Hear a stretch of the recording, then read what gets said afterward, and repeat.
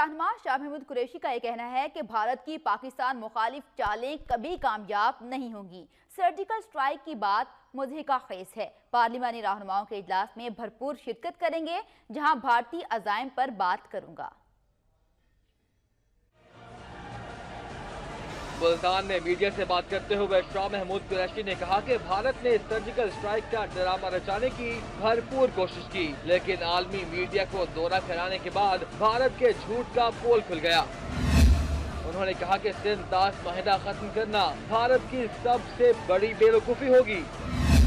پاکستان کے عوام پاک فوج کے ساتھ ہیں، جو بھارت کو منہ توڑ جواب دینا جانتی ہے۔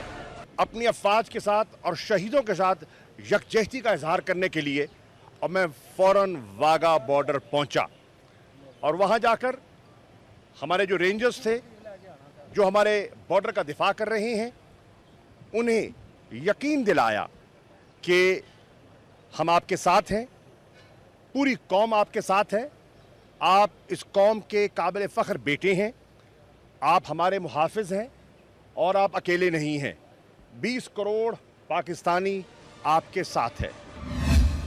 شاہ محمود قریشی نے مزید کہا کہ ملکی مفاد میں تحریک انصاف ہر طرح تعاون کرے گی۔ بھارت کے جو بھی عزائم ہیں ان سے کچھ واقف ہوں۔ اس حوالے سے پارلیمانی لیڈرز کے اجلاس میں بات کروں گا۔ اس موقع پر شاہ محمود قریشی نے بھارتی وزیر خارجہ سشما سوراج کو مقبوضہ کشمیر جا کر اٹوٹ انگ کے نعرے لگا کر دکھانے کا چیلنج بھی کر دیا۔